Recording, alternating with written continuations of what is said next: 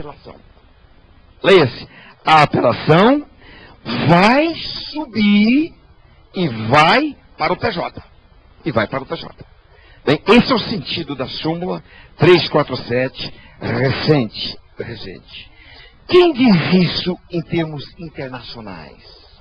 Em termos internacionais, Corte Interamericana de Direitos Humanos.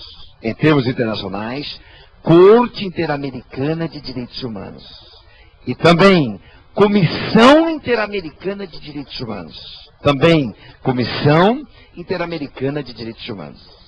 As duas, tanto a Comissão quanto a Corte, ambas, em vários julgados e opiniões, porque a Comissão emite opinião, a Corte emite julgados, também emite opiniões em algum caso ou outro. Ambas, reiteradamente, não se pode tolher o duplo grau arbitrariamente. Não se pode tolher o duplo grau arbitrariamente. Bem, doutores, então, vamos lá. Por força da Convenção Americana, está garantidíssimo o duplo grau entre nós. Duplo grau entre nós. E o Supremo? Que pensa o Supremo de tudo isso? Doutores, duas fases do Supremo. Uma fase antiga do Supremo, que nós vamos batizar fase legalista. Nesta fase legalista, o Supremo seguia o 594. Seguia a letra da lei. Seguia exatamente todas as exigências do 594. Que dizia mais ou menos, o texto que você já sabe de cor e salteado, dizia mais ou menos que o réu que apela para que o recurso suba, ele tem que ir ao cárcere, salvo-se primário de bons antecedentes. O Supremo, nessa fase legalista, sempre acompanhou esse entendimento. Segunda fase do Supremo. Na segunda fase, o Supremo começou a dizer o seguinte, que ele criou duas regras jurisprudenciais. Numa segunda etapa, o Supremo criou duas regras jurisprudenciais. Quais? Primeira, dizia o Supremo, se o réu está preso no curso do processo, vai apelar preso. Se está preso, vai apelar preso. 2. Segunda regra jurisprudencial criada pelo Supremo. Se o réu está solto, vai apelar solto. Se está solto, vai apelar solto. Salvo se o juiz fundamentar uma preventiva.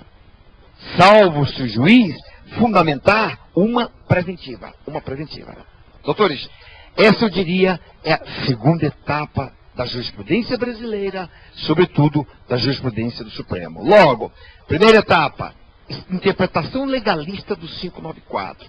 Segunda etapa, já melhorou porque se ele está solto, apela solto. Bem, terceira etapa da jurisprudência do Supremo está retratada num acórdão recente, HC 88420, relatado pelo ministro Lewandowski. Doutores, que é que está nessa terceira etapa? Que está dentro deste HC 88420? Está dito o seguinte, que a prisão do réu não pode condicionar o duplo grau de jurisdição. A prisão não pode condicionar o duplo grau. Ou seja, a apelação vai subir, independentemente da prisão. Preso ou não preso, a apelação sobe. A apelação sobe. O caso concreto, doutores, no caso em que o juiz da segunda vara criminal de Curitiba disse que o réu só podia apelar se recolhesse ao cárcere, o Supremo vem e diz, essa sentença está equivocada, reforma a sentença do juiz e diz o seguinte, independentemente de recolher-se ao cárcere, que suba o apelo para o TRF. Estamos falando de juiz federal.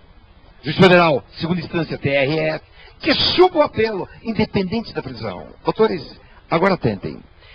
Se você está atinando bem para tudo quanto estamos te passando, você percebe agora que a redação da súmula 347 do STJ é fiel retrato deste acórdão do Supremo. É exatamente isso que está no HC 88.420. Em outras palavras, o STJ agora constrói uma súmula em cima de um julgado do Supremo e aí, então, você percebe agora uma sintonia entre os tribunais em Brasília. Perfeita sintonia entre os dois tribunais. Neste ponto, resta então ver o seguinte, fundamento. Qual foi o fundamento do ministro Lewandowski para concluir que prisão é prisão, apelação é apelação? Fundamento não podia ser outro. Convenção Americana de Direitos Humanos. Fundamento expresso, explícito, Convenção Americana de Direitos Humanos. E artigo 5º, parágrafo 2º da Constituição Brasileira. Artigo 5º, parágrafo 2º da Constituição Brasileira. Doutores, aí está.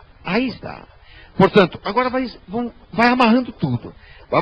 Quem assistiu à aula da professora Flávia Pelvezan percebeu e viu o quanto que há muitos anos a doutrina já sustentava isso.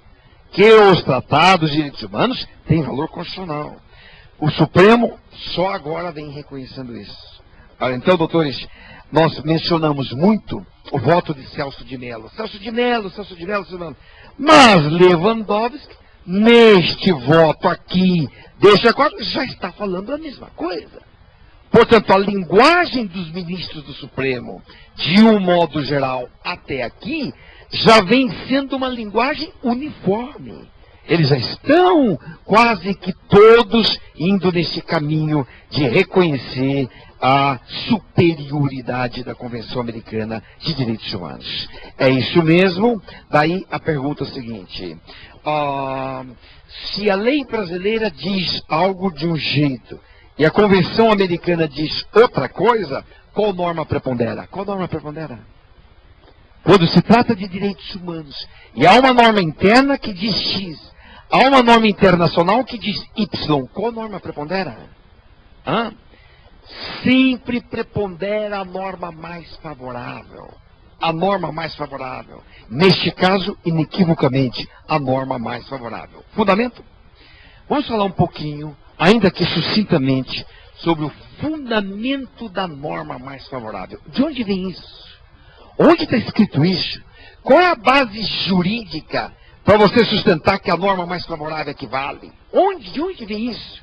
Doutores, fundamentalmente, vem do artigo 26 da Convenção de Viena. 26 da Convenção de Viena. Que é a Convenção de Viena? É a Convenção das Convenções. É a convenção que regulamenta todas as demais convenções. E no 26, a Convenção de Viena, então, vem e nos diz o seguinte,